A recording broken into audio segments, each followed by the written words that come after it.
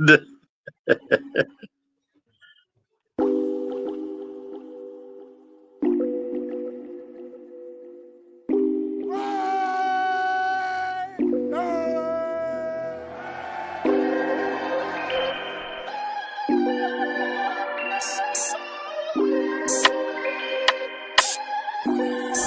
Raider way, or the Raider tenets of commitment to excellence, just win, baby.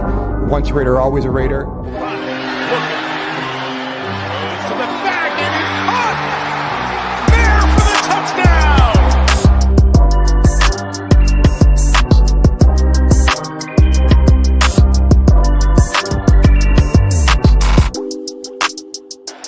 Zach Wilson throws in traffic. It's picked off by Robert Spillane. Spillane taking off. He's down.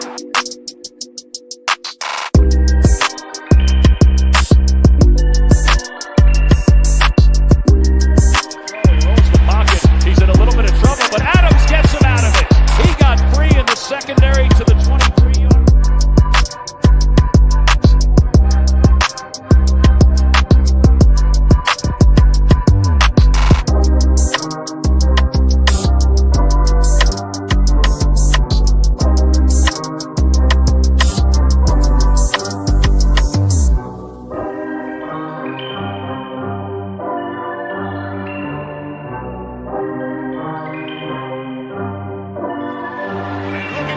Devontae Adams, he's got it! Touchdown Raiders! Oh, a dice roll in Vegas for 6.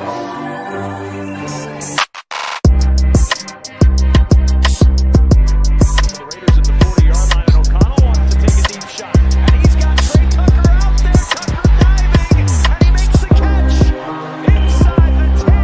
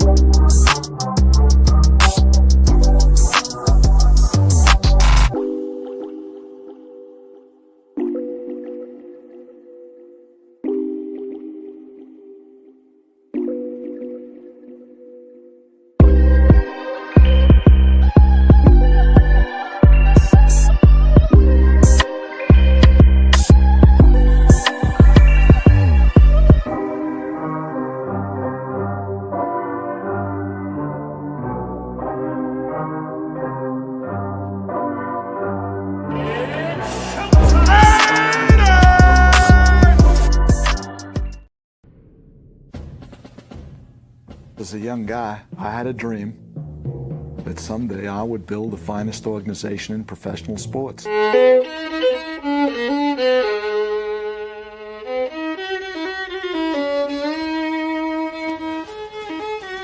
know, that's where we really should move.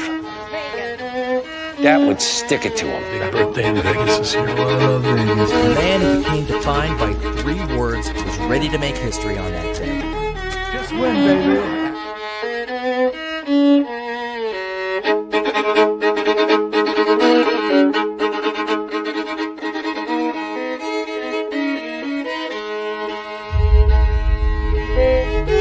Breaking news, the Raiders have a new general manager coming. The Las Vegas Raiders are hiring John Spytek as their new general manager. Breaking news into First Take, Adam Schefter tweeted moments ago, Pete Carroll and the Raiders now have reached an agreement on a 3-year deal. Pete Carroll's the coach to go build up the Raiders. This is a great... With the 6th pick in the 2025 NFL Draft, the Las Vegas Raiders select Ashton Genty, running back, Boise State.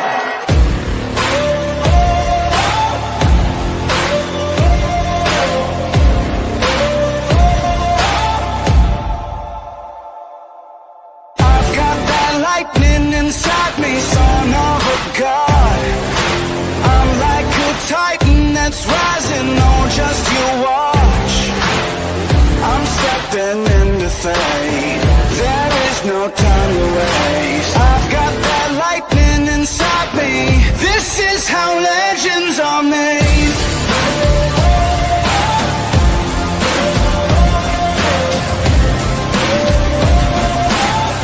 This is how legends are made.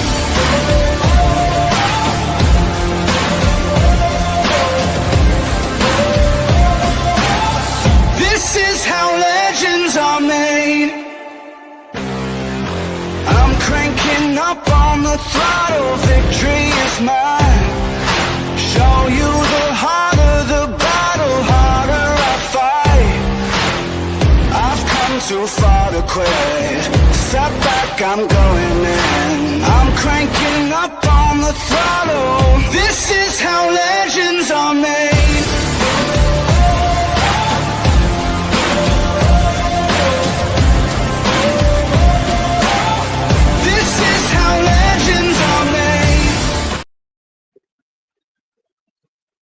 Salute Raider Nation. Appreciate you all showing up. Salute to the chat. Salute to the mods in the chat. Salute to the panel here, Harvey. Appreciate you coming back on. If you want to give a shout out, you can give a shout out. Yes. What's up, Raider Nation? It's the #1 Raider Stunner. What? Appreciate you, Dustin, for doing it again with me, so I can be on your show and just appreciate everybody out there from Raider Nation tuning in. Heck yeah, appreciate it. And like I always say, anybody's always welcome if they come up on and want to talk Raiders, man. So basically just going to start out with Raiders OTA battles that are going on in camp. So basically there's a lot of battles that are going on out there. There's one thing I want to just reiterate like right away before we start all the conversations. And Instagram and a lot of other platforms that I'm on that I'm always conversating with people in comment sections and so on. I always hear people use one of the comments as it's just camp. It doesn't matter. I've always said like people that think like that don't really know the environment of football when you're getting ready to go out there and start winning or be consistent or be good, period, and learning new systems. It goes for both ways. Aiden's learning a new system, Cam's learning, Williams learning, Gino's learning. Every person on the team is learning a new system. It's not just one guy learning it. Everybody's learning it. And that goes on both sides of the ball because Pete's going to put in his system with Patrick Graham, to update it, make it a little bit more better.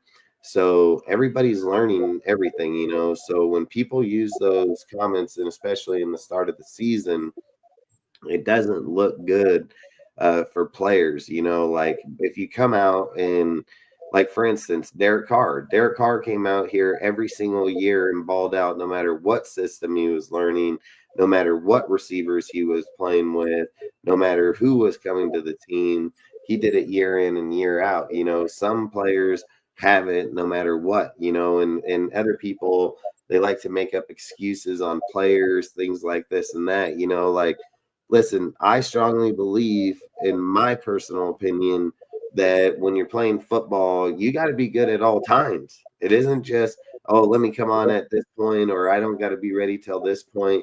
Like, you got to be ready at all times. That's what makes you great. That's what separates you from a normal person and a fucking superstar, like, those are the tangibles it takes, and I just want to keep reiterating about Gino. Gino's been in the league longer than Carr by 1 year. He only has 20,000 total yards in there. He has 105 touchdowns and like 72 interceptions versus Derek Carr being in the league 1 year less, got 41,000 yards, dude, with 257 touchdowns and 112 interceptions. Like, the deal is just massively offset to favor Carr and his deal. And I always keep saying the offense was never an issue for any person that's come here. We've always had pretty good offense outside of the run game under Luke Getsy and all them last year, which was just trash. But long story short, I just want to say, practice matters. You need to be at the top of your game at all times, not just that a few times. Like, you need to be able to come in new systems or not and be able to adapt. You've been playing football for 12 years. Pretty sure you know the systems, the players, things of those factors. You've been switching teams for a long time. You've been playing with new people, and other people coming in like Brock Bowers and frickin' Michael Mayer even coming out here. You got a lot of people on which we're going to talk about, so I don't want to just hop out into that. But long story short, you have a lot of people that are learning a new system. So practice matters every single time. And so basically, I don't know which one I want to start off with first because now I just have a lot in my mind because I've always said when we're talking about our team, you got a new coach, new system, new personnel all over the place. You got new players all over, but we do have a consistency of some of our older players, that are going to get a chance at shining and upcoming. And so basically, we'll just start out with Porter for Darian Porter. When we drafted Darian Porter, a lot of people were like, "Oh man, didn't really like the pick." Because he was a wide receiver switch cornerback. People were skeptic on him, 6'3", runs a 4.3 40, but just people were worried just he's only had 1 year at the corner. But the thing I like to reiterate is like the hardest position in football outside of quarterback is cornerback. Like they have to mirror the number one wide receivers in all football. It's not easy, man. And when you have a kid that's really good in the offensive side, switches to the defensive side, he knows routines, he knows fake outs, he knows how people are gonna try to be twitchy to get off, and he's got that already in his head to however, to protect that deal. And for one, it's showing up in camp because he's been taking team one snaps because of Jacorian Bennett being injured and coming back from the injury. So he's playing in second team snaps. But Porter up there in the first. I hope a lot of people like Eric Stokes. He's the other corner that's pushing the outside right now. Eric Stokes and Darian Porter, along with Rashard Richard, the kid. You got a lot of good talent that's right there in the cornerback position now, which we didn't have for a while. You have Dotson, dude. That dude's a little beast, man. That kid from Kentucky, he's popped up out of nowhere out there, dude. And I mean, this little kid is pretty savage, like he'll probably play in the slot. But long story short, he's a UDFA player. He had 12 interceptions, 4 for pick 6. And but for him to come here to the camp as a UDFA player, he's just picked up his game massively over there, So I've said it, dude, the whole time. Like I've said, Jacorian Bennett, he's injury prone, man. So he can play. I don't think anybody's going to argue the fact of him playing good football. What I would say is with him, it's just a matter of when he's going to get hurt. Like if we're just being honest, it's just a matter of when, like he's had years, both years. He's been out mid-season. I don't know if he's just too small, can't take the hit. I don't know what it is with him personally. But if I'm just sitting here saying, like, look at our depth in our corner, and we're looking at the Cameron Richardson and Porter being on our 1-2 corners, both 6'2", 6'3", runs a 4.3 40. Both of them do. Those guys being your jam man press corners on the outside. Then you're getting a kid like Dotson playing on that inside, or even Eric Stokes outside, inside, however you want to play either one of them. I think we're pretty good right now, just right off the get-go, if that was the scenario we were supposed to take. I didn't know if Porter would show up right away, but Porter's obviously showed up right away. I mean, he's obviously putting showing up and showing out. That's good. That's a good thing. Yeah, I mean, it's facts because, I mean, at the end of the day, when you're making moves like that, you're depending on getting the results right away with a player of that caliber right there. It's just like I seen someone say, Thornton over here, like, yeah, and Thornton's expected to, and which he is, which we'll talk about here in a little bit. But there's numerous players across this board. It's like I've said about Dotson from Kentucky. The kid is a little phenomenal player. He went undrafted for whatever reason. People had him projected in the 4th round, 5th round, but not undrafted. Kid goes undrafted and he signs with us, and then he pops up here in camp, which is a position that we most definitely need. and he's obviously wants it. Like people can sit here and say, "Oh, they don't have the pads on, this and that." Like, I'm not going to disagree if they don't have pads on, but I've said it. Max Crosby don't have pads on, and he's out there balling the fuck out every single fucking time. Like, he's not out there just acting like he doesn't. He puts pads on, he's just gonna lay the fuck out. Like, that's just basically what he's gonna do. You got people. I told you, man, this Crosby intensity, his integrity, and his intelligence. That man got the intensity. I heard I nicknamed him, man, Lyle Alzado 2.0. Because he got that mindset of Lyle Alzado. You remember how Lyle Alzado always bought it, man. Yeah, and it's just like I say with Jacoby Myers, he's not out there just fucking dicking around. He's out there playing at the top of his deal. Like, all the players that are trying to be great or be who the fuck they are supposed to be are out there playing hard. They don't give a fuck that it's just camp, dude. They're out there every single rep, every single time that they get to put their, mark on that field. They're playing at the top of their game, pads or no pads, dude. Like, so when people use excuses like, "Oh, they're just in with no pads, just a helmet and shorts," you should be playing your best football. You should be playing your best football. They can't sack, can't pressure you. All you got to do is fucking lead a guy and throw into a fucking spot. Like, you should be fucking winning. Like, that's all I think. Like, and that goes for any position, quarterback, halfback, any position. Like, you should be playing at your best ball at this point right here, and then when you put on your pads, you've conditioned for that, and then you can take the fuck off. Like, this isn't 1960 where you can stand on the sideline, smoke a cigarette, come running out there and throw a fucking ball a few times. Like, this is fucking 2025. Like, you better be able to be conditioned and be at the top of your game every single time. So, my brother, testifies. I've said, like, I think the Dotson deal was a great pickup there. I think he's been playing phenomenal football. Like I've said, I'm excited to see what he does when he does get his pads on, and how he plays people off the line. But from what I've heard about him coming into camp, the guy is playing at a great level. So I'm excited for Dotson, man. Like, if we're sitting here saying that Cameron Richardson, Porter, frickin' Eric Stokes, Dotson, and Jacorian Bennett, like, I would have no issue with those 5 being our main corners just right here, right now.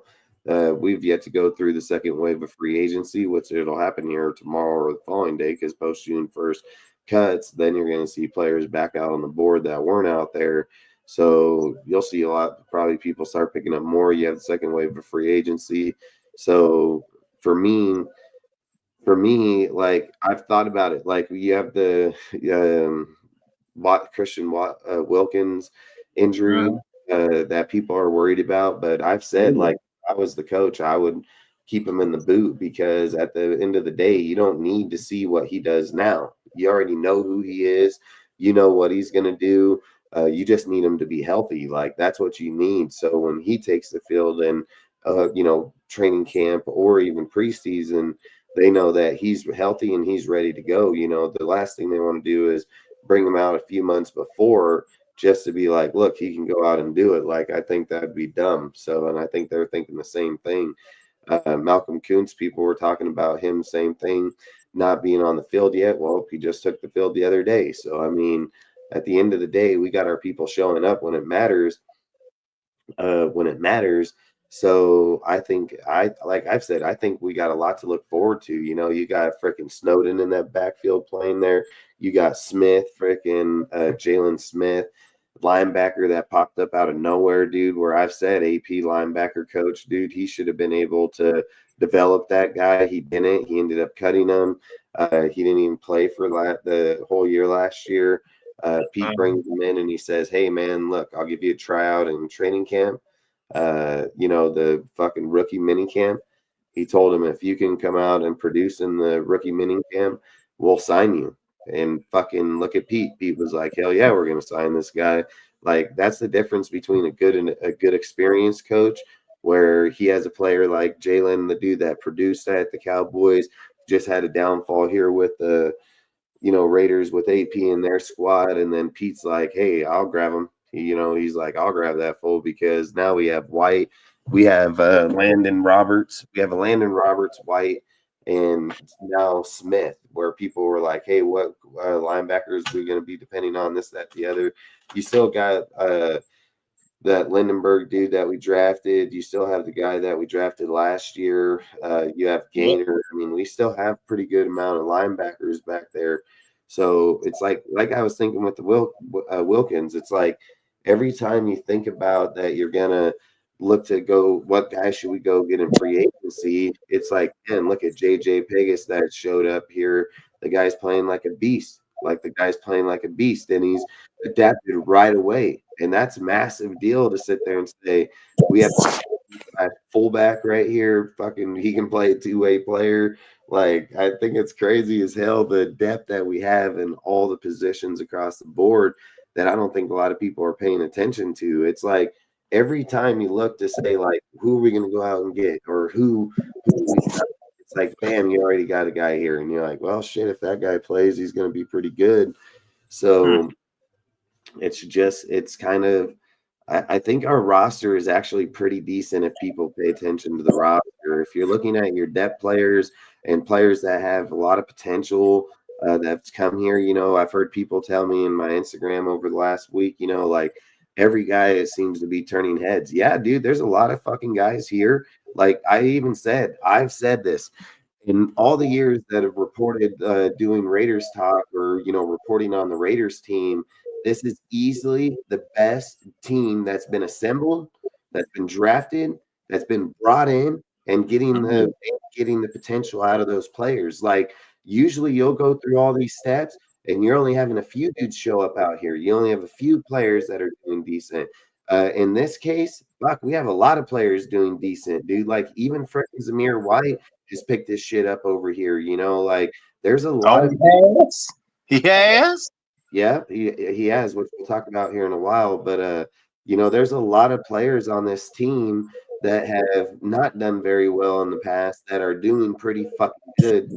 Not only that, the players that we free agent, the players that we drafted. When you sit there and say your draft picks are Genty, comes out and pops off right away.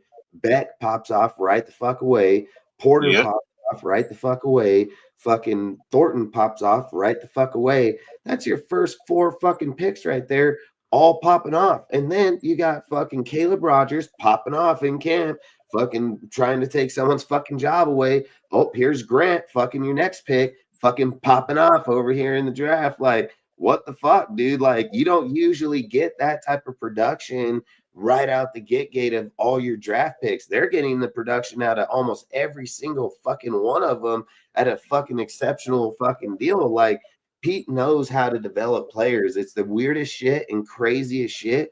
But when he knows how to talk to them, he knows how to fucking scheme fit them, he knows how to get them to do whatever it is he fucking wants them to do. Like he is how to motivate them real well. Yeah. He's phenomenal at it. So when you're looking at the players that we have and the way that they're being developed right now, they're talking about when we get to camp with pads on, they're worried like, hey, these motherfuckers might take their job. And there might be a lot of players here this year where people are like, nah, this guy's got a job. He might not have a job. He might not have a fucking job, dude. Like there are players here that may take his fucking job, like for real, like real shit, dude. Like, so there's nothing sitting here saying a player is guaranteed. It's like the deal with the Gino and Aiden conversation going on right now. Like, look at dude, like I get it when people say, hey man, they traded for him, they fucking paid him, they brought him here to be a starter because he is Pete's guy. For the last few years, every head coach that's come here, he's gotten his fucking guy. It hasn't worked, not for Gardner. Gino's probably yet to be seen. People mistake yardage for yards that they're good, like getting 4,000 yards. People are like, oh, well, he's a 4,000-yard quarterback. It doesn't matter. He got 20 touchdowns, 15 interceptions. You're not winning shit like that, dude. Defenses is what won those games, holding out in a lot of those games. So you can't look at those type of numbers. Derek Carr put up better numbers with the same yardage, if not better yardage, but higher numbers and touchdowns and less interceptions. Like at the end of the day, you can't look at those numbers and say, hey man, his numbers don't mimic a fucking Gardner Minshew. It does, and it mimics a fucking Jimmy G. His numbers fall right in fucking line with both of those players. So we don't want to get confused where we assume because we paid him $40 million, which in today's money, that's backup money. That's not starter money. Like, people can sit and say, oh, he got a 40 million. I don't give a fucking 40 million, dude. There's plenty of people on $40 million contracts that are sitting in as backups, dude, and will play in that backup position because they want a veteran player. They want somebody that can come in and win or be able to coach a team. If you listen to key things like you hear Chip talking about, Pete talking about, there's numerous times in their presser, man, that they say, man, Gino is like a second coach in there, man. Like, Gino's a second coach. He knows how to talk. He's been in these situations, this and that. Like, dude, at worst case, even if he did become a backup, he knows how to talk. He knows how to mentor. Like, and don't get me wrong, we want Gino to start. Like, that's what we traded for him. That's what we've done. But listen, I'm telling you guys right now, just like I told you guys last year when I said that Hondo and multiple of these beat writers were so full of shit, that they were saying that fucking Aiden wasn't beating out Gardner. I'm gonna make it clear like this: Aiden ain't just beating him out. Aiden fucking straight lighting it up. Like, from every single thing I've heard inside there, Aiden is a whole different motherfucker this year, dude. Like, he is straight come with guns a-blazing. Like, he's not gonna fucking just hand this fool this job and think just because they traded for him and just because they paid for him that he's gonna get the fucking job. That's not what Aiden's thinking this year, dude. Like, look, when Aiden was beating Gardner last year, it was okay.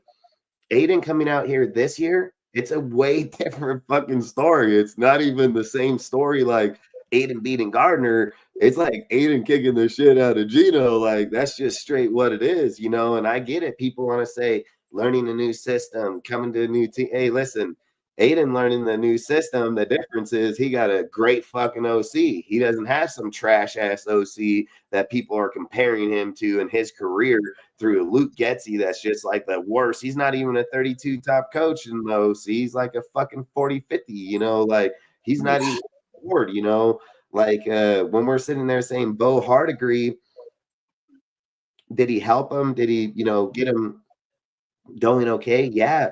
But again, at the end of the day, both trash ass OCs. So to sit there and say Aiden's career was based off those two guys is crazy as fuck, dude. I mean, if people don't forget or have a fucking loss of memory, don't forget that Aiden went into Kansas City with a 10-1 team in Kansas City, threw for 350 fucking yards, 26 of 41, 2 touchdowns, 0 interceptions. Very impressive. Very impressive. Very impressive.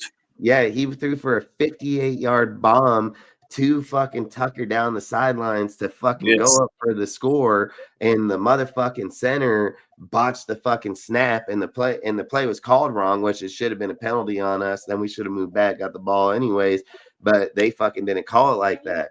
So so at the end of the day, well, you only have this one or that one, so yeah, but what are you plugging it into? The wall. Do you have a charger? I don't know where they are. You know where they are? I gave you the white one. Where's the white one? I'm taking this one. I know. Where's the one that you're plugging into the wall at?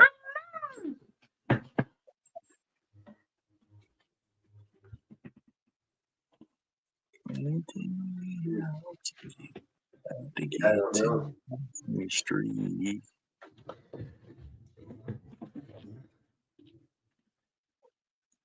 I don't know. But like at the end of the day, Aiden is obviously knows how to win in a fucking environment, especially against the Chiefs, where people sit and say like the first win that he played, it was done by the defense because he didn't complete a pass, blah blah blah blah. Which I would disagree, but what's the excuse for this last game? This last game, he kicked the shit out of him, dude. Come out there, fucking balled out. Brock had 10 fucking pass completes for 140 yards, and in one touchdown. So obviously Aiden knows how to fucking win with him and knows how to use him if he's being schemed right and coached right. Like if if we're sitting here saying that Aiden ain't gonna be a good quarterback because of Chip Kelly and Pete Carroll, you're just fucking crazy. Like you're just straight. That's the key word you just said, coached right. Yeah, it's facts. I mean, you're as good as the system you're in. I don't care who you are. I didn't. It's not in here. Go look in the drawer or something out there. Could you come help me? No, go open the drawer and look. I don't know where it is. And but you're only as good as the system that you're in. So to sit here and imply like, oh, it's all Aiden's fault, that's not even true. And if you listen to stuff like what Chip says in his presser, dude, when they brought up the Aiden, Cam, and all their scenarios, he says, hey, we coach to the quarterback that's in there, regardless if it's a quarterback that drops back or if he runs, if he's just mobile or he's stationary. He's like, my job is to scheme to the quarterback that we have in there playing at that position. So there's no one-sided deal here where they're just like, yep, we need this one guy. We need him to be able to run. He needs to be this such mobile player, blah, blah, blah. Like nobody's going to argue that. And, when people sit there and say like, oh, look at the passes that they're showing on their videos. Don't forget, those are highlights. Those are fucking highlights. They picked those fucking plays out of all the hundreds of plays that got thrown that day. They cherry picked those fucking plays, so don't forget that shit. It's just how you're putting one fucking clip together out of the whole entire day. Like I hope you threw one good fucking pass somewhere along the line, but all I'm saying is I'm not going to say Aiden is going to take the job. Like, I'm not going to say that. And I know that Gino's brought here to start at that position. I'm going to say, don't fucking sleep on Aiden. Like, I'll tell you that. And don't get in your head that just because we traded for him and we fucking paid him, that he's automatically, a lot of people trade for players and don't fucking play them as starters all the fucking time. So your intention of bringing a player here and what he's brought here are two totally different fucking things. So I would not keep going with scenarios like that. That's how you lose. I've said it for years. I know my quarterbacks. I know my players. Like I've hit my quarterbacks out of the park on every fucking aspect. I've yet to miss one, period. Like I'm not going to sit here and say that Gino can't get it done. I'm not going to say that he's in Chip Kelly offense. I mean, it's probably one of the better offenses. Where what? Where's your blanket? Look, right there. Grab your blanket off the door. Is it dry? Yeah. Hold on. Don't rip it.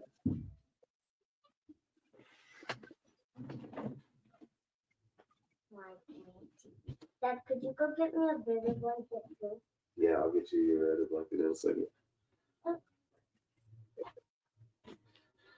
But I would just say, like, don't think because that we trade for a player and we pay him that he's guaranteed that spot. I just say, huh? I will in a second. You just got one. But what I was saying is I want to just say that because we trade or pay that we're doing it. $40 million. I've said this. It's backup fucking money all day long to new players and contracts these days. If a player is worth anything out there, if you think about it, in Seattle, they literally paid Sam Darnold over Gino being on the team, being in the system, being mobile, having this armor, and so on.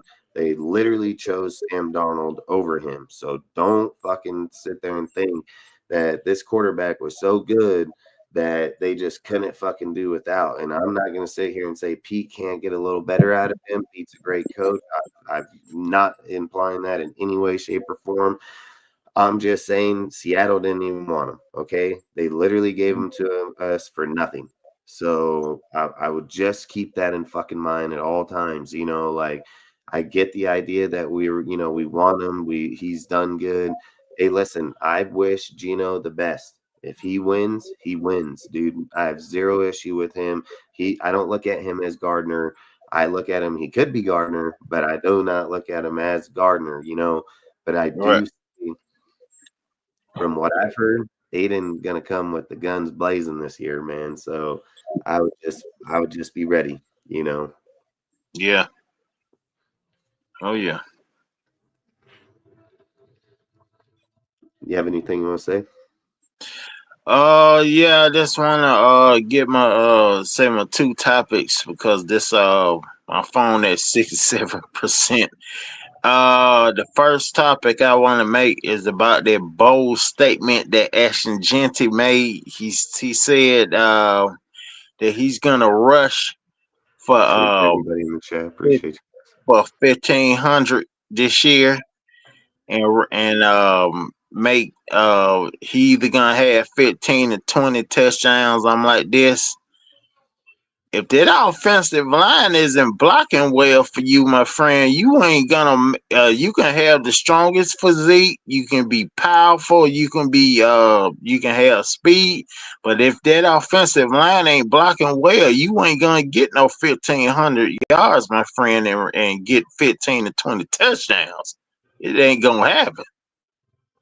I mean, because if you look at the different running backs that play for the Raiders through the years.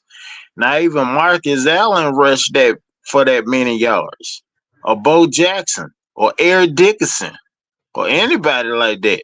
You know what I mean? But 1,200 I can see, but 1,500, 15 to 20 touchdowns. That's kind of stretching it. But I'm not saying it couldn't happen.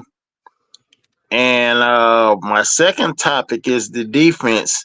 Is I hear a lot of good things coming out the OTAs. They battling to see who playing real hard in their defense.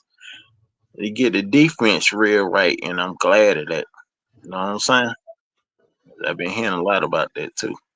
Yeah, the Genty deal. I mean, Genty.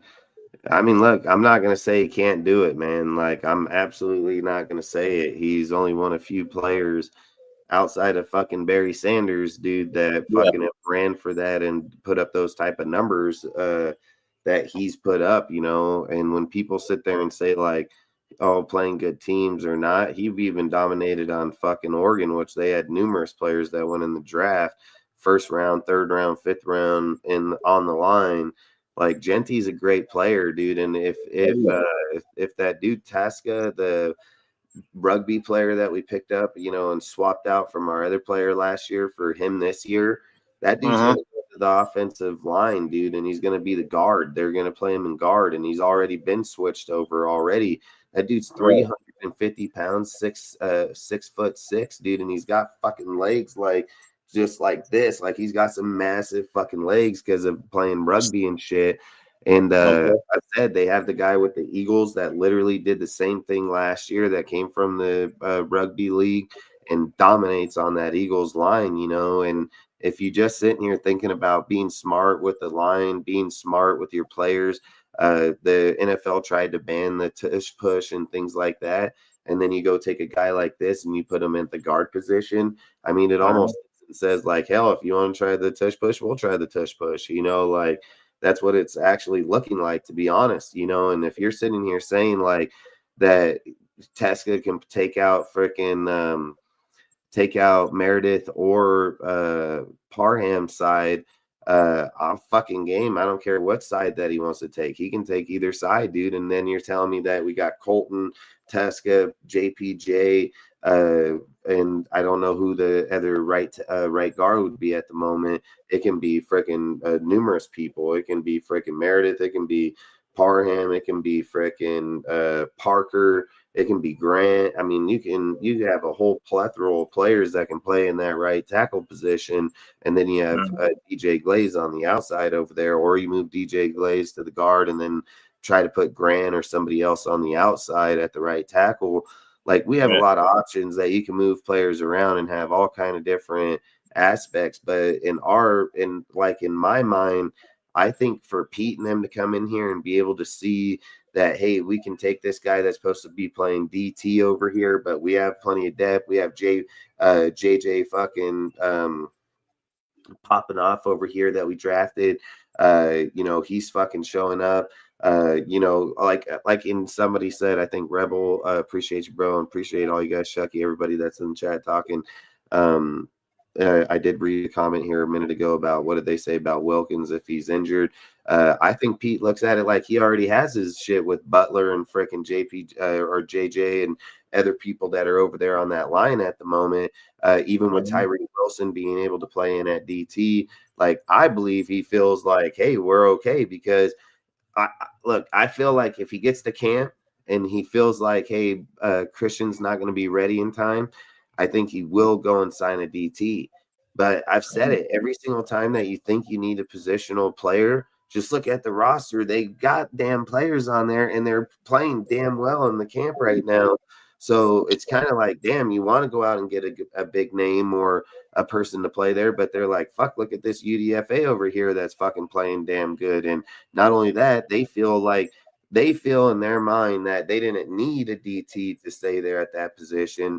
So they switched them to the offense like right away. So all I'm saying is like if we're sitting here saying can Genty go for 20 or what do you say? How many 1,500 It's yards? that 1,500 yards, 15 to 20 touchdowns.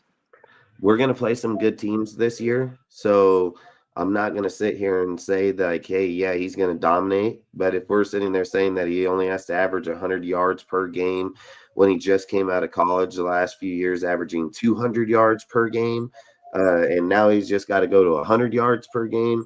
And yes, I do, the competition is tougher. He is a young man in a fucking man's league. Like, there's just no doubt. Usually year two players are bulked up, got on their fucking deal after getting their ass handed to them in year one.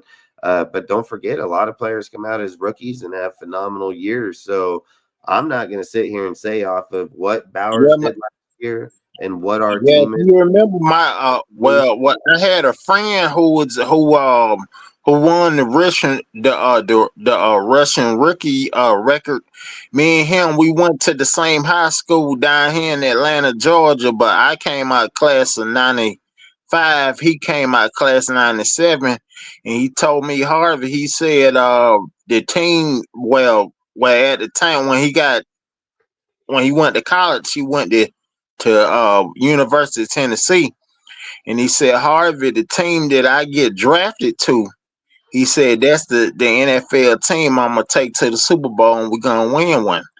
And he rushed for a lot of yards and run the Russian rookie record. His name was Jamal Lewis.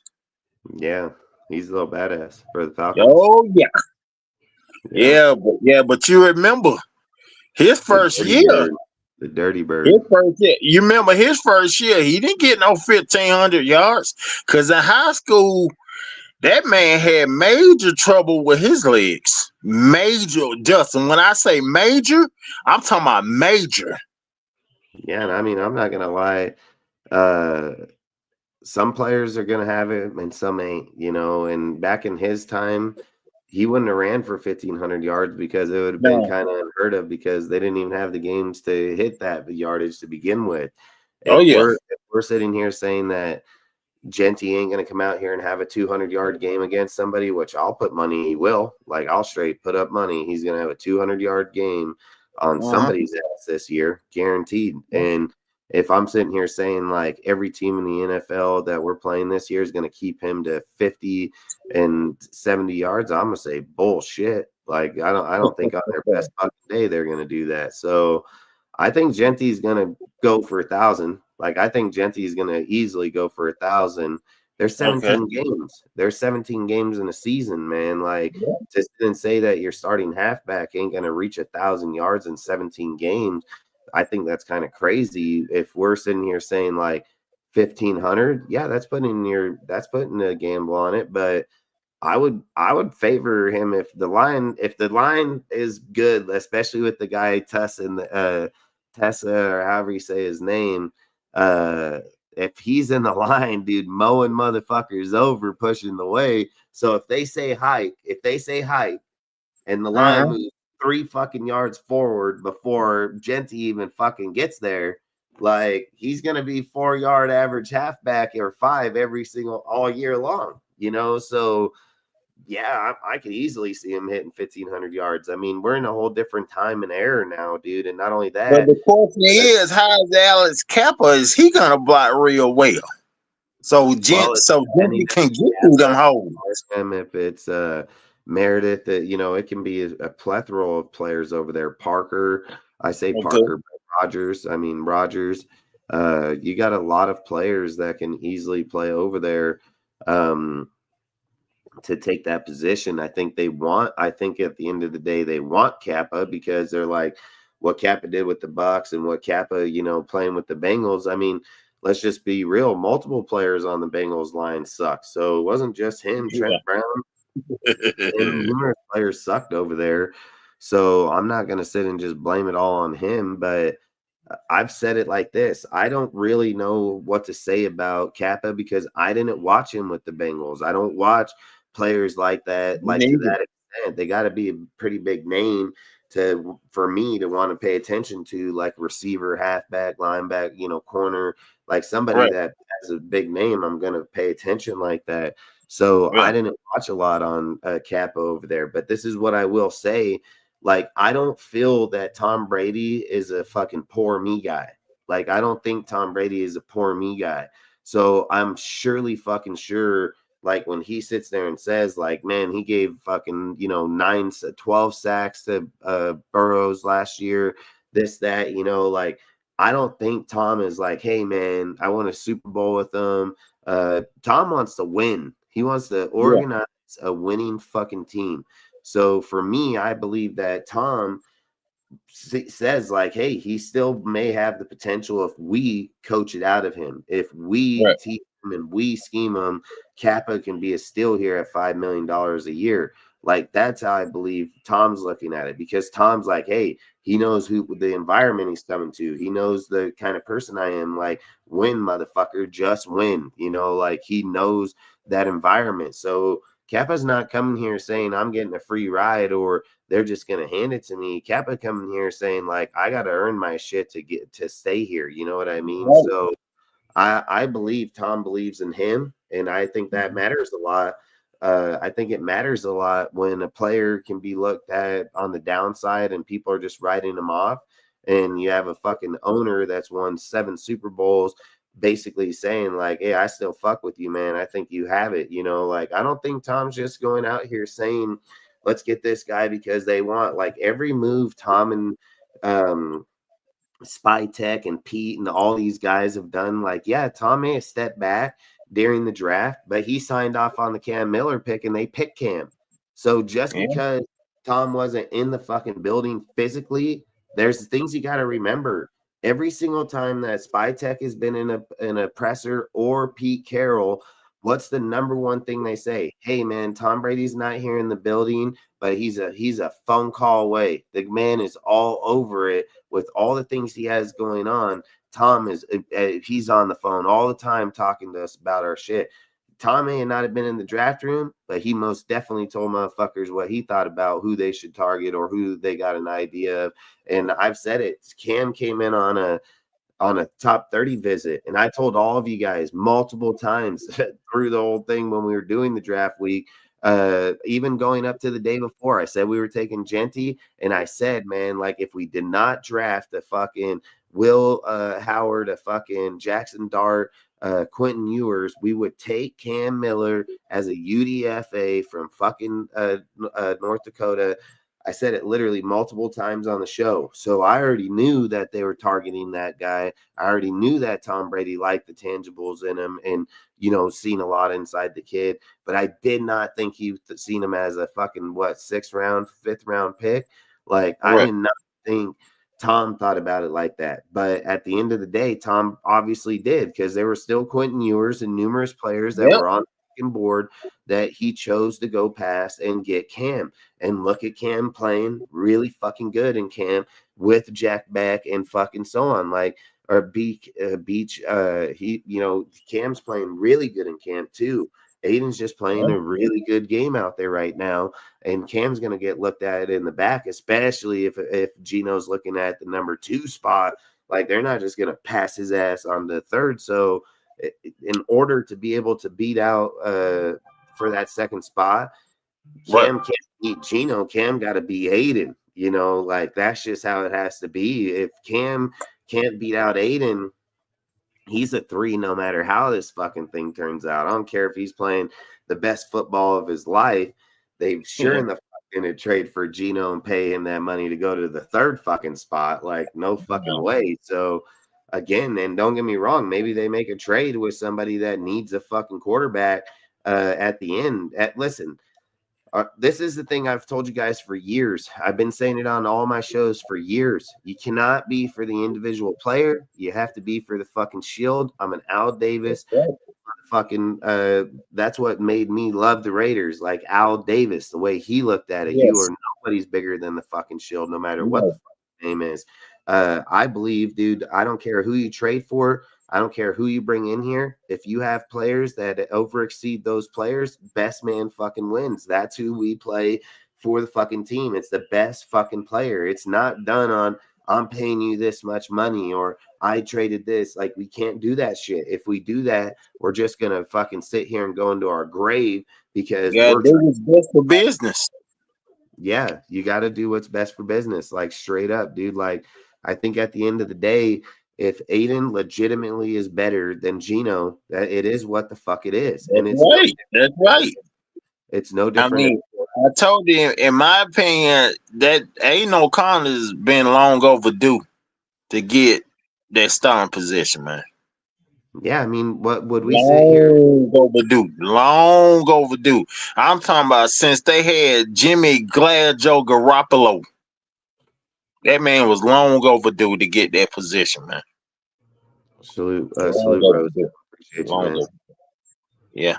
Salute Frank, salute Jack, salute all you guys, man. Really do appreciate all you guys. Salute NFL games and news. Salute to all you guys, man. Frickin' Raider Trend. Really do appreciate all you guys, dude. I mean, I'm trying to watch it. Salute James. Trying to watch the chat. Salute Revel. Rudy, Seth, everybody, man. Really do appreciate all you guys. Just trying to talk and watch that. It's a little hard. Yeah, my phone at 63%. I gotta let this bad boy charge. Yeah, I think at the end of the day, when we sit here and look at like where our team is, the players are, what they're doing, you know, it's like I've said, if Porter is playing better than Jacorian Bennett, and so is Richardson, we can't sit there and say, well, we got Bennett because he was supposed to be there. And that's not how you want to play. You want to play the best player available. And in our division, with the receivers that are on the motherfucking teams, you want big bodied fucking corners, dude. You want dudes that are 6'2", 6'3", running a 4.340, dude. And this goes for the other side of the ball. Again, just jumping topic again, is the receiver position. Thornton over Tucker. If Thornton is getting off in his routes and he's burning motherfuckers, it's just like Chip said at the presser. If you were to draw up a prototypical wide receiver that you would want in the NFL, he said you would want a guy like Thornton, 6'5". He said just a hair under 6'5". He's fucking runs a 4.340. He's like, the one thing about these type of players, he's like, you get a guy that's 6'5", you can't outrun the corner. So it does you no good. He's like, this guy, he outrun the damn corner. He gonna outrun the whole damn team. So if Tucker or Thornton is better than Tucker in year one, you have to go with the best fucking player. You can't sit here and hold in feelings and sit and say like, well, we got this guy. Hey, I'm sorry, man. You've been here for multiple years.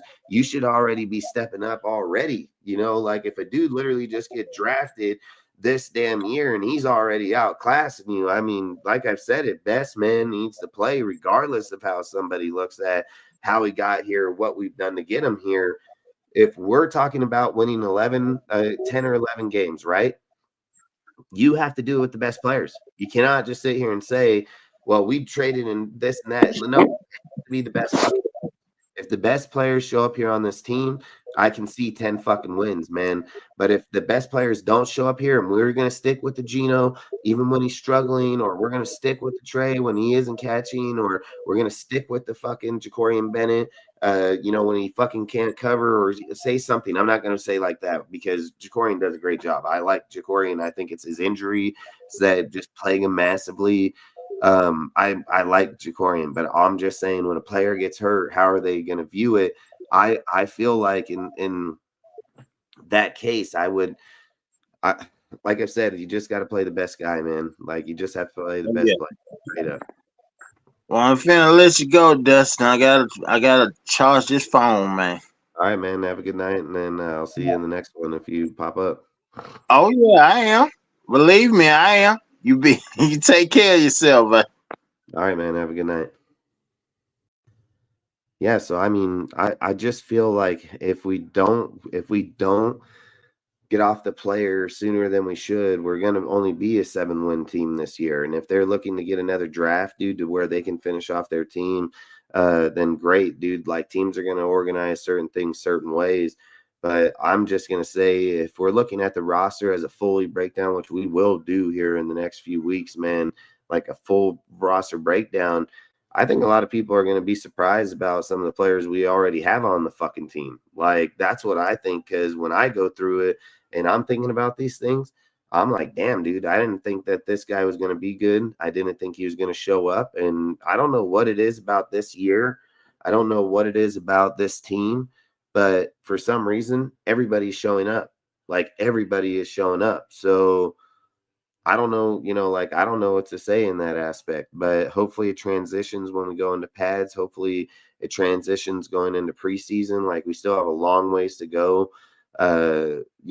Another 100 days damn near. I think it's like 98 days. But at the end of the day, it's going to happen a lot faster than we realize. And I've said it, the players that are ready to go are going to show up from day one.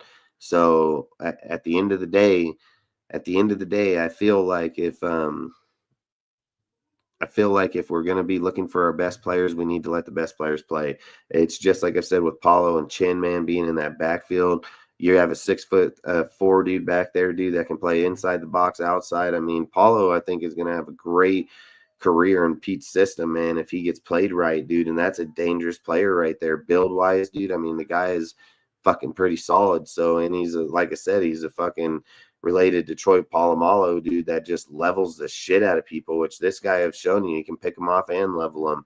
So if he pans out and he's playing with Chin, because Chin's a headhunter, dude, like people are going to just be blown away with what Chin does. Chin don't fuck around. He's a straight headhunter, and he's going to fuck you up, dude. Like Chin was a great pickup. I think he's going to add massively in that backfield.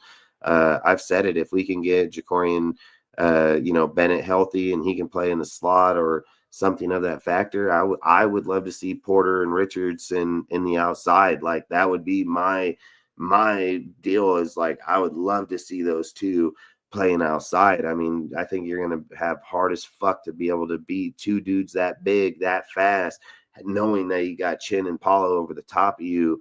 Like it's going to mind fuck a lot of players, dude. Like you're not going to be able just to go out there and beat them or beat down on them like that. So if we can go with that and then say that Eric Stokes plays good into the slot, or even an outside role, dude, where Bennett plays in the slot. Like, I don't know how they want to do this, but I just want the best players to play where they should be playing and that can benefit our team. You're going to be playing Travis Kelce, that felt like he was bummed out this year in the Super Bowl, felt like he was overweight. I think this dude lost like 30 pounds. He's trying to come back with a vengeance, dude. And I mean, I've always said, if you got players that got that attitude already, they're hard as hell to stop, man. And he's been our kryptonite our whole entire time.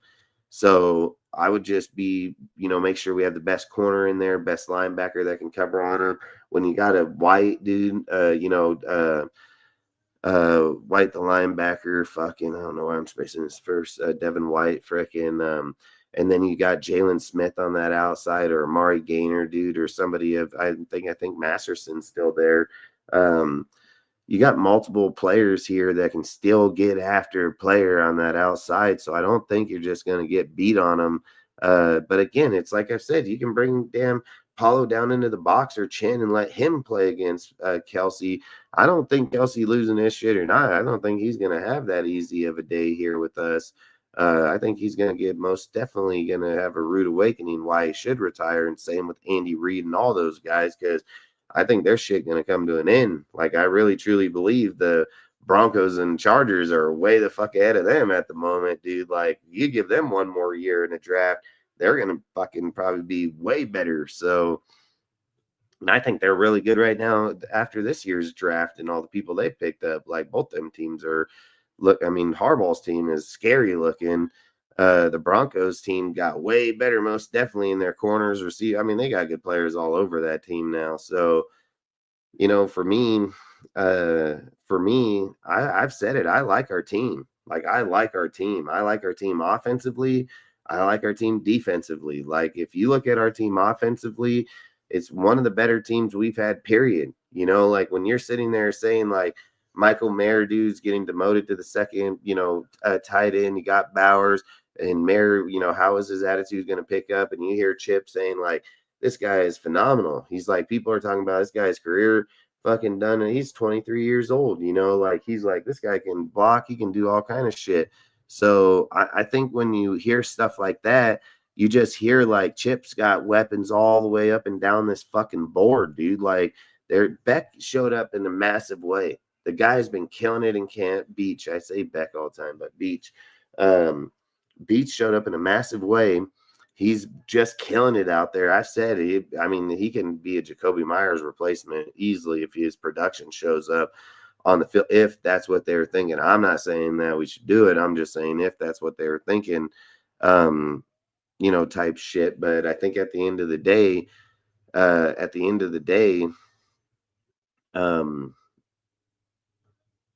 we have a lot of depth all the way across the O line when people are thinking we don't.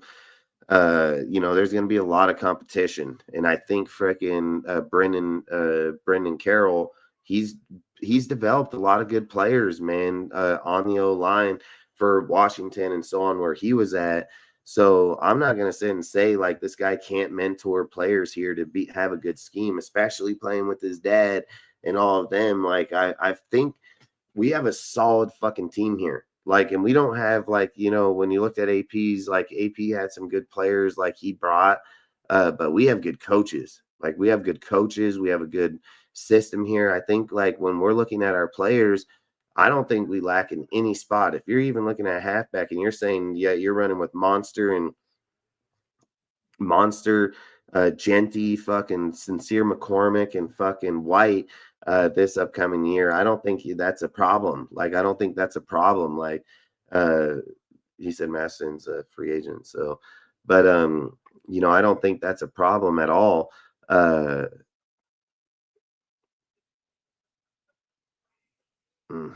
don't know if fucking.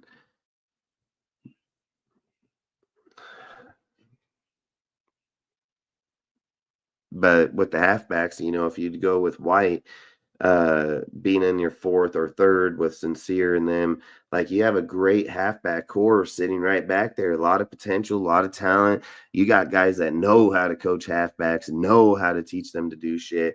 I've just said, like, our team isn't lacking anywhere. Not tight end, not wide receiver, not freaking the halfback. People can say the line all they want, but the potential's there. They just got to get it out of them and get the people in the right position.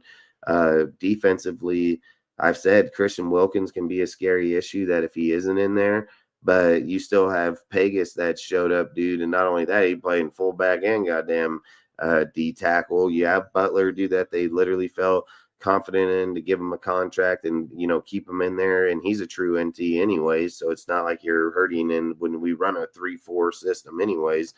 So I'm not going to sit here and say like they feel at any position that we're just lacking. Like, I believe it'll come down to Bennett, man. Like, if I'm just being honest, like, if Jalen Smith and fucking White and fucking Roberts show up, I don't think we're worried about linebackers. I don't think we're worried about linebackers. All three of them dudes have produced at a very high level, and you don't need three on the fucking field at all times. I think that if Bennett doesn't show the fuck up, That's a hard position that you need a fucking solidified person at.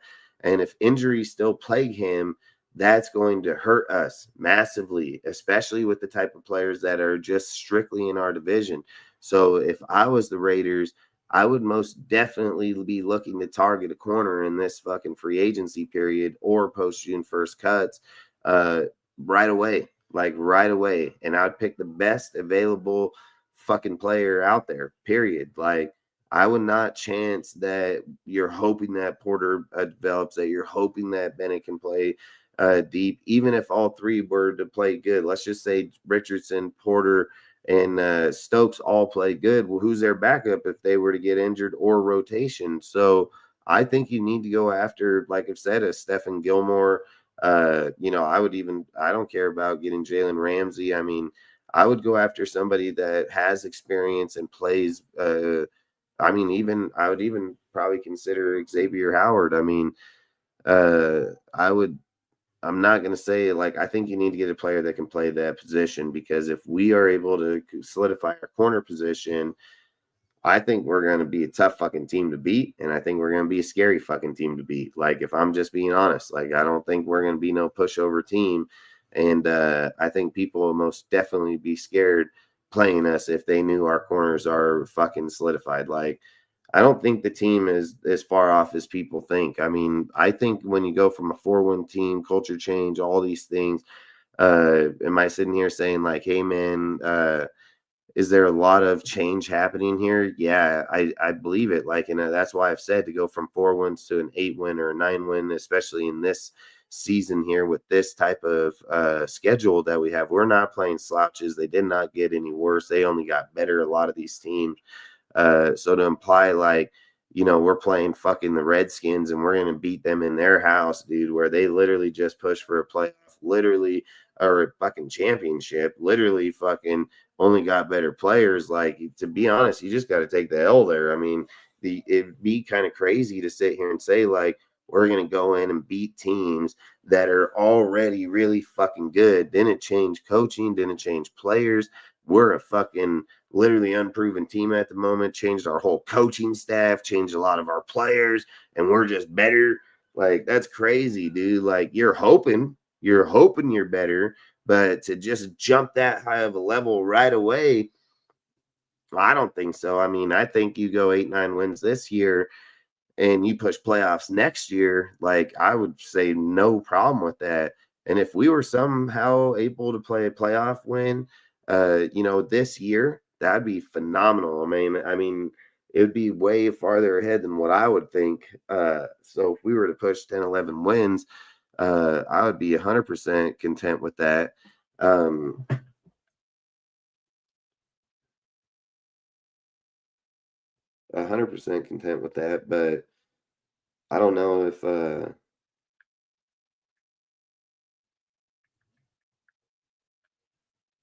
don't know if it's realistic, if I'm just being honest, like, I don't know if it's realistic. So I would say 8-9 wins would be phenomenal. If we get fucking 10, 11, 12 pushing fucking our division, like, I'd say that's just exceptional. I mean, I just don't know if it'll be where people are thinking. All right, Jack, I appreciate you stopping by, man. Really do appreciate it. I hope you have a great night and see you in the next one, man. So, but outside of it, I would be excited with a lot of things going on here. And I would also expect, and I hope people tend to get off the player jock, like, there are going to be players that are going to get cut this year that people were like, no way, dude. Like, no way, because I believe that their UDFAs and some of these guys they targeted are fucking really good.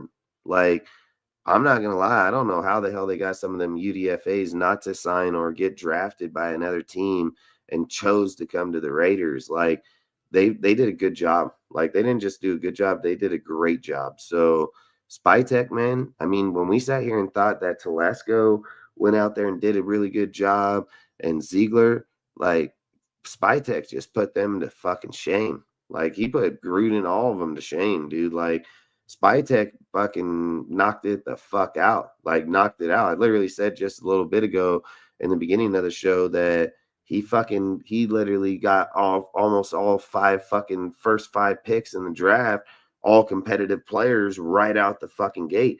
And look, it's not even that. It's all his picks. Look at the linebacker, Lindenberg, or wherever that fucking dude, green dot player.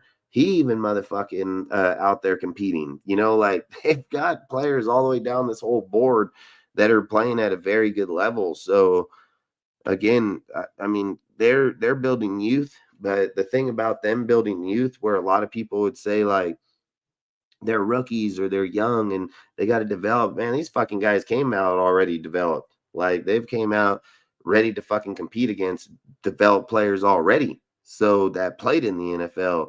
So I've said it, if you're showing up in camp now, you're going to have a very good chance of showing up in camp when you have your pads. And yes, there are certain players like Max that can fucking just fuck you up either way, with or without pads. Like, there's straight up that factor. And then there's other guys that when the pads come on, they slow down. They can't play the same play. They can't do this. They can't do that.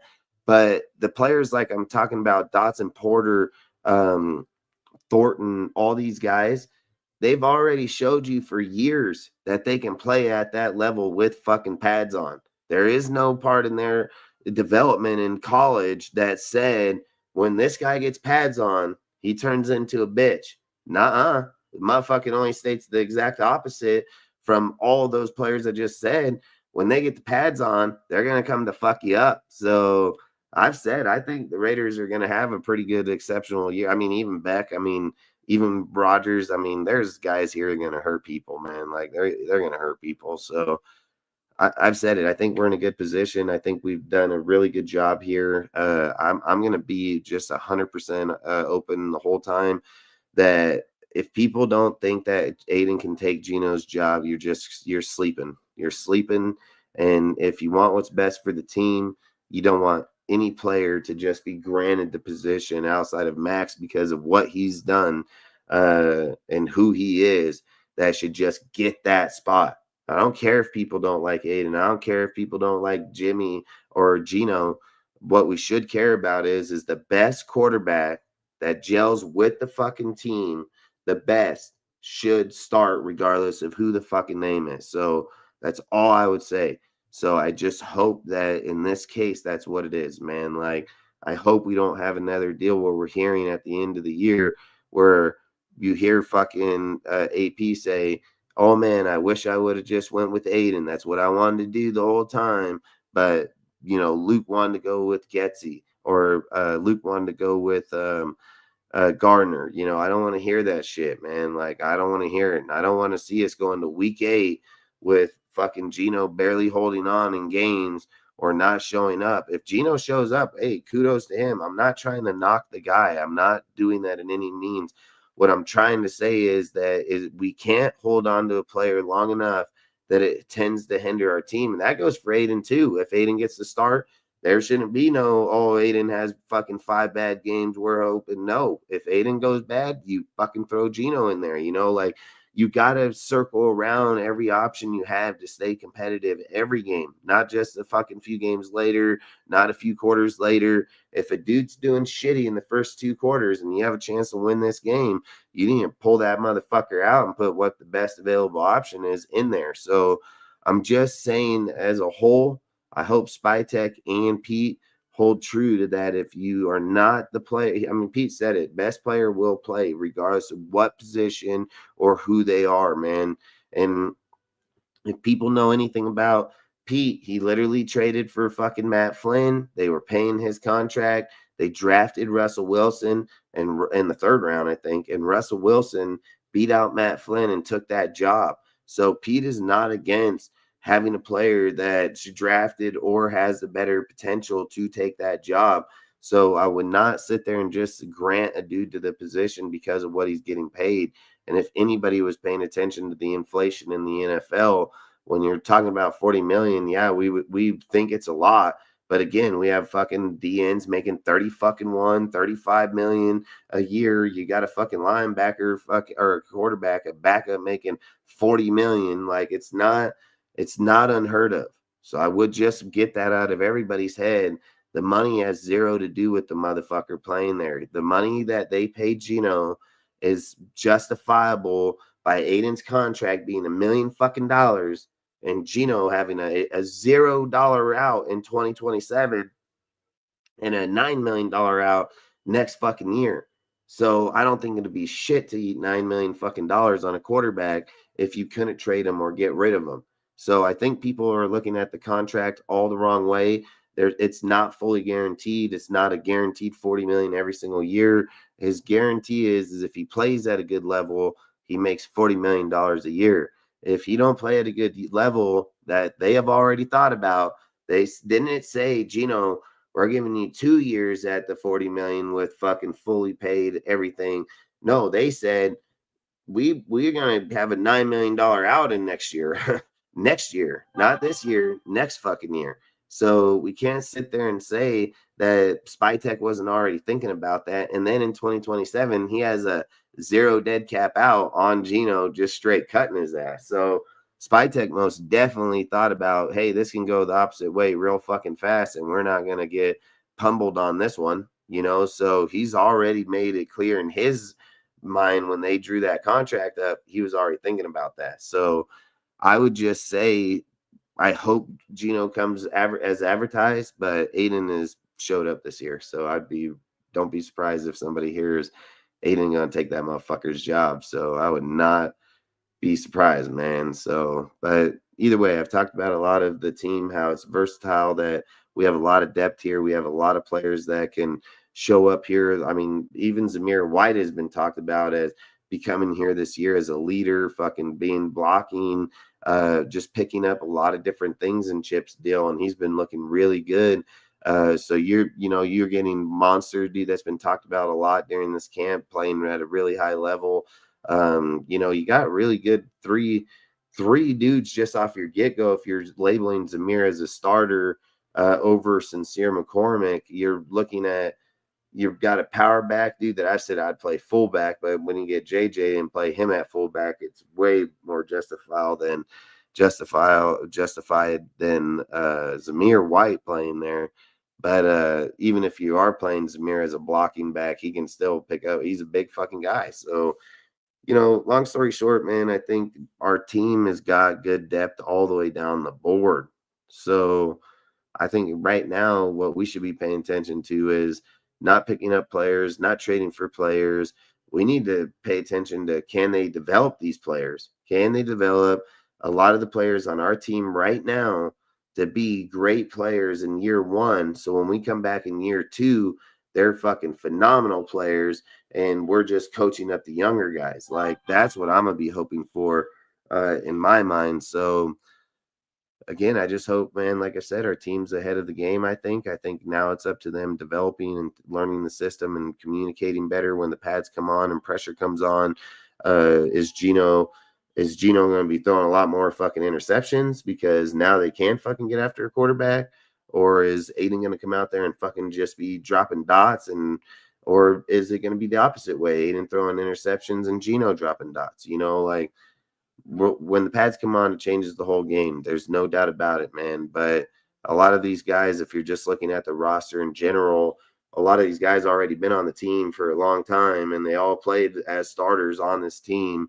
So I don't think we have any people out here outside of, like I said, the cornerback position that we're just worried about. I mean, even if we're looking at the receiver position, you have Tucker and frickin' Jacoby and frickin' Bowers and Michael. Like, you already have 4 guys right there, that have been here and played here and know each other. Like, so any players that are outside of those players are just a plus. Like, they're just a plus. So again, man, I think we've got a pretty good team assembled here. I think we got a pretty good deal here. I just hope we can develop and coach them out of it, because if we don't coach these players and we don't get them to the level that we want them at, we're going to get rolled on in this year. Like, I would not be surprised if we went 0-6 again. Like, we can't be delusional and sit here and say just because we're the Raiders, we're going to win every game or split games or not. Like, the Chiefs, I've said, I think we can sweep the Chiefs. Like, I do not have the confidence that other people have in those Chiefs. their team got hit pretty hard, and they only drafted 4 defensive players. Like, I don't know if I'm over here just all scared. Like, I can tell you that. I can look at the Donkeys and be like, hey, they got way fucking better. Like, they got way fucking better. And not only that, Bo Nix is playing at a fucking hell high level. And when I look over at the Chargers, they most definitely got way better. Like, they got not just better, they got some balling fucking dudes over there. So their run game's gonna just be insane. When Harbaugh just moved off of fucking KJ Dobbins and Gus Edwards for fucking Najee Harris and fucking Omarion Hampton. And we're just like, yeah, that game didn't get better. Like, they got most definitely better. So outside of it, like I've said, the division's tough, man. And then we're playing fucking, Super Bowl fucking teams. I mean, we got a tough roster here, schedule here this year. So I'm hoping we get it together, man. But outside of that, I've pretty much talked on every topic I can tonight, player wise. We'll probably go live again on Tuesday, maybe on next Saturday. I don't know, man. I don't like going live right now every time because of the fact that if we talk tonight and cover damn near all their positions, then what are we going to talk about on Tuesday unless something just drastically happens or comes up, which don't get me wrong, it could easily with trades or free agent pickups or things of those factors. So I'm not going to say we won't have something. I'm just saying I don't want to go live unless there's something really worth talking about or at least a bunch of things to talk about. So outside of that, if we don't go live on Tuesdays or Saturdays, because those are going to be our designated days, I will try to go on Sundays just to pick up the day not doing it. And outside of that, once the season starts getting closer, we'll go live every single Tuesday and Saturday. It's just right now planning fucking, potatoes, hay grain, all this shit, dude. It's like, it's a lot. So to sit there and get time throughout this week, it's impossible. Like, we're working over 100 hours. It's hard. So at the end of the day, once the season gets closer, we'll go live every Saturday and Tuesday. But for now, I'm going to try to go on a Sunday for sure if I miss a Tuesday or Saturday. So outside of that, I appreciate all you guys showing up. Appreciate all you guys coming over here, hanging out, talking football in the chat, conversations and so on. I really do appreciate all you guys. I did post the Discord link and the Instagram link. If you guys want to join up in the Instagram, we have an Instagram chat. You guys can get in there, talk football all day long. The Discord, the same way. You can join up in there. You can talk football all day long. I've always said in the Discord, we stream every single Raider game. So if you don't have a way to watch that Raider game or someone to hang out with and talk, we usually have like fucking 30, 40 people in there. We have a lot of people that are in there for game days and so on. It's actually pretty cool. But I've said, if you guys want to join, I posted it up top when we first came in.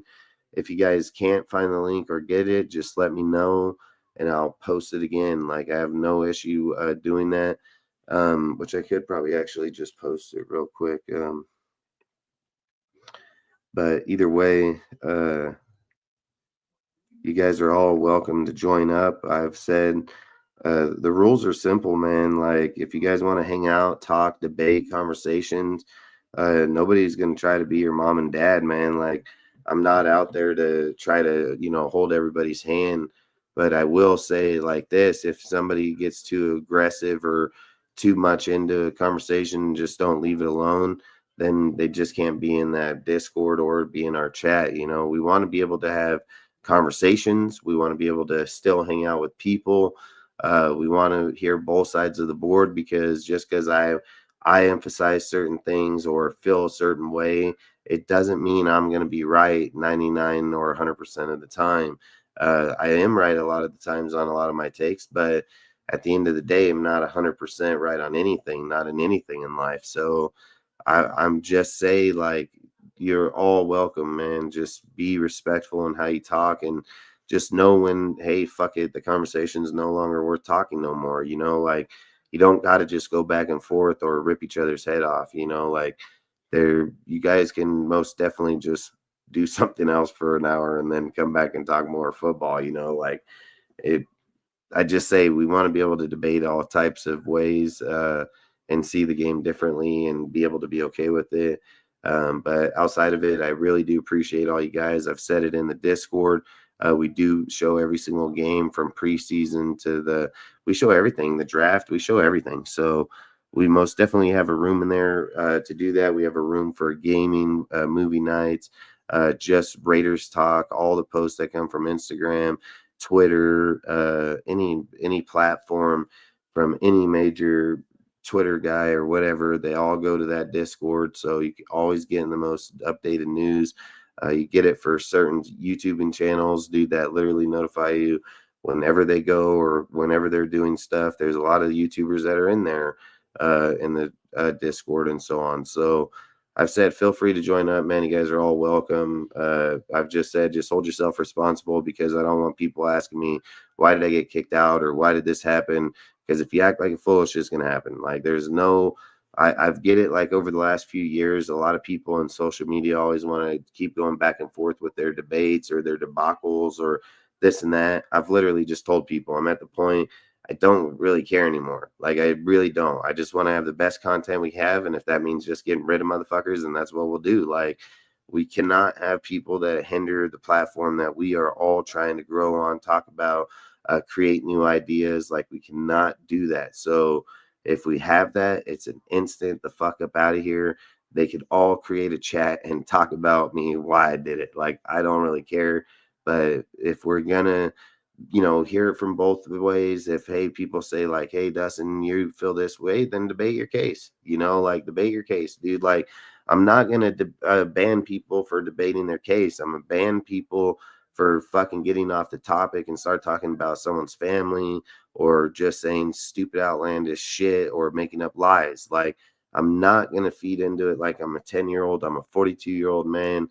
The second that the conversation leaves the area of the conversation, we're done. Like there's no more back and forth. It's just like I tell my woman, step outside the zone of what you're arguing, this conversation's over. Like I don't care who the hell you are in life. There's principles to what we do here, and then there's just straight fighting. Okay, like I love fighting, so I don't really care about it. Like it's gonna hurt me, but I love talking Raiders football, hearing opinions, hearing fucking conversations, love debating the conversations. I'm passionate about my team, so I'm gonna be like, hey, there's times where I'm just like, nah, I don't think it's gonna happen. But any passionate fan does that the same way. But we gotta know, like, hey, if we're wrong, we're wrong. If it gets proven we're wrong, we're wrong. Like it doesn't matter who the fuck we are, or what our name is, or how we view the topic. If we're wrong, we're wrong. And then when someone brings it up, we got to just be like, yeah, well, I was wrong on that one, man. Like, it's just part of life. But for people to debate things or talk about things and not be able to have that, I'm wrong factor, or people are like, oh, you need to come out and tell people I don't need to tell nobody shit. They listen to all the takes, they watch the videos, they fucking know. Like, I don't need to go tell people nothing. If it's wrong, it's wrong. It's right, is right. Like, done. So outside of it, again, you guys are more than welcome to join any platforms we have. I really do appreciate all you guys joining us, conversating with us. Our Instagram page already to 15,500, dude. We're growing fast as shit, dude. We'll probably be at 20K by the time this season starts. So every platform's growing at a very high level. I think our YouTube channel is finally over 500 subs. We're doing a pretty good job on all our platforms. So I really do appreciate all you guys. I've said it. Throw your conversations in the Instagram chat, the Discord. The more we can talk about our team, the better we could all get an understanding of why we feel that way. And like I've said, if you don't agree with somebody, just agree to disagree. Like straight up, just, all right, man. Hey, this conversation ain't going nowhere. Move on, So outside of that, I hate yapping at you guys over and over. So I really do appreciate it. I hope you guys have a really great night. And we'll catch you on the next live, man. Peace out, Raider Nation for life, baby. And you guys need to be excited, because there's a lot to be excited about right now. There's a lot of youth. There's a lot of young players that have a really high ceiling this year. And we can see a whole different team on that field. Like we can literally see a whole different team on that field, especially when you're looking from Genty to Beck to Beach to Thornton to, numerous players up there, especially the line. we can most definitely see a lot of new players out there, including defense and so on. So I would just say be excited, dude. Let's hope that Pete and them can develop these players to come out competitive and go year one 10 wins. Like let's just all be excited that it's a possibility. But let's also not be disappointed if we only get 7 or 8 wins. Like a 7 or 8 win season would be a great season for Pete first coming here, changing all the people he did, all the personnel and the team. It would be a win. It would be a win for us, man, at 7 or 8 wins. Okay. It is not a fucking loss. So just be prepared for 7 to 8 and be happy as hell if we get fucking 15 or fucking 15. If we get 10 or 11, so that's how I'd look at it. But outside of it, I hope you guys have a great night. Peace out. We'll catch you on the next one.